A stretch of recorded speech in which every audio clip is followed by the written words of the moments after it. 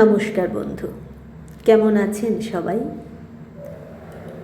হোলি একটি গুরুত্বপূর্ণ ভারতীয় উৎসব যা বসন্তের সূচনা করে রঙের ছটা দিয়ে। রবীন্দ্রনাথ ঠাকুর সহ প্রায় সকল ভারতীয় লেখকই হোলি অথবা দোলযাত্রা নিয়ে সাহিত্য রচনা করেছেন। তাদের মধ্যে হরি খেলা নামক গীতিনাট্যটি কবি রবীন্দ্রনাথ ঠাকুরের অন্যতম শ্রেষ্ঠ রচনা, যা 17 শতকে ভারতে ঘটে যাওয়া একটি ঐতিহাসিক ঘটনাকে জীবন্ত করে তুলেছিল। কবি জেমস টডের the annals and antiquities of Rajasthan পড়েন এবং বইটিতে বর্ণিত ঘটনাবলী নিয়ে কয়েকটি নাটকীয় গীতিনাট্য লেখার সিদ্ধান্ত নেন। ফলস্বরূপ কথা নামে একটি গীতিনাট্য সংকলন হল 1899 সালে। 1646 খ্রিস্টাব্দে কেশর খান এবং ডোকার খান, দুই পাঠান শাসক রাজপুত রাজা ভঙ্গিস বা ভুগানের কাছ থেকে কোটা জয় করেন।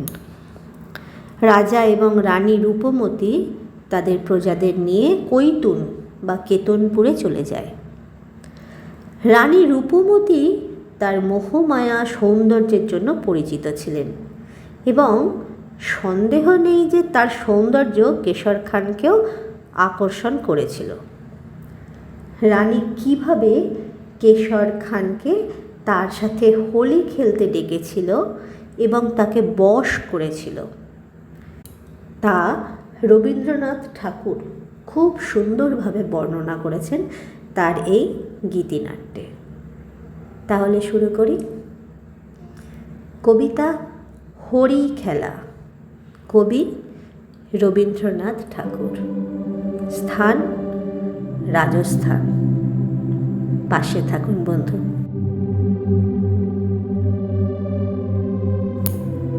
পত্র দিল পাঠান কেশর খাঁড়ে, কেতুন হতে ভুনাগ রাজার রানী। লড়াই করে আশ মিটেছে মিয়া, বসন্ত যায় চোখের উপর দিয়া।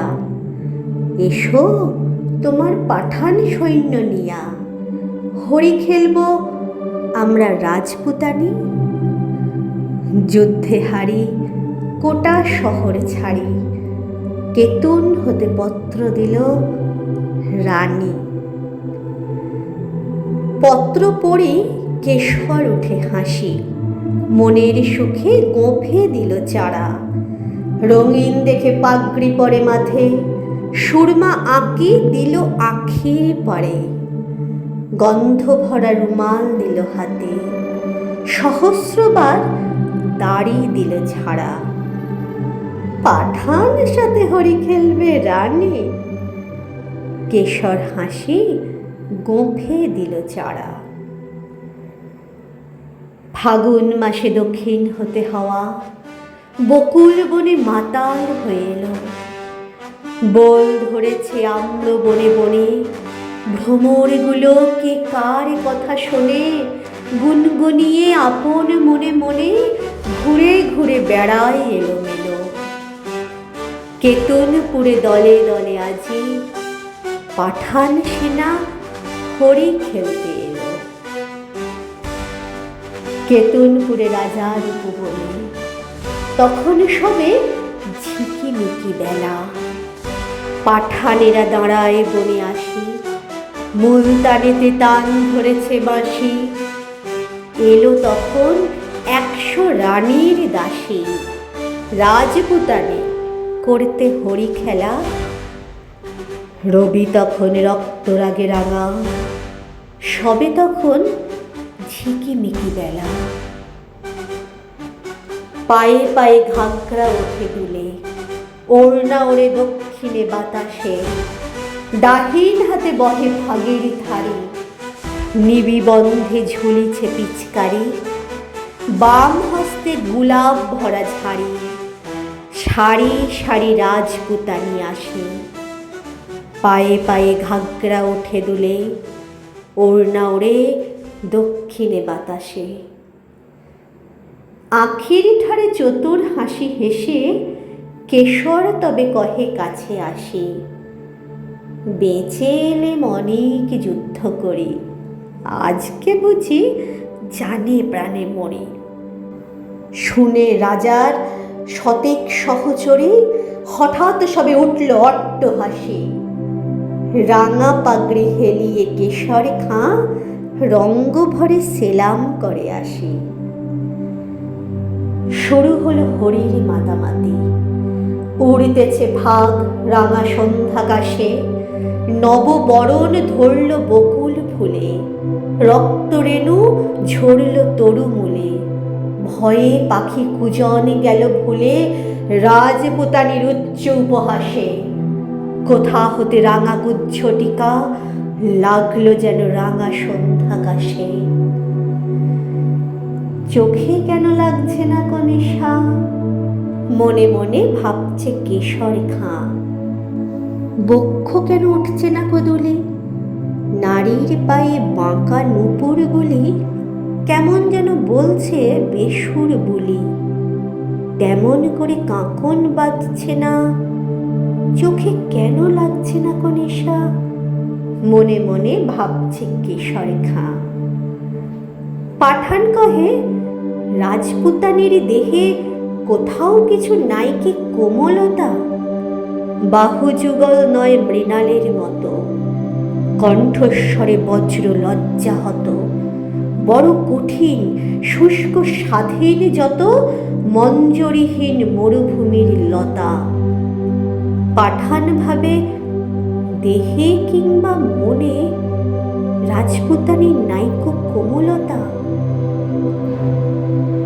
তান ধরিয়া ইমন ভূপালিতে বাঁশি বেজে উঠল দ্রুত তালে। কুণ্ডলেতে দোলে মুক্তামালা, কঠিন হাতে মোটা সোনার বালা। দাসীর হাতে দিয়ে ভাগের থালা, রানী বনে এলেন হেনকালে। তান ধরিয়া ইমন ভূপালিতে বাঁশি তখন বাজছে দ্রুত তালে।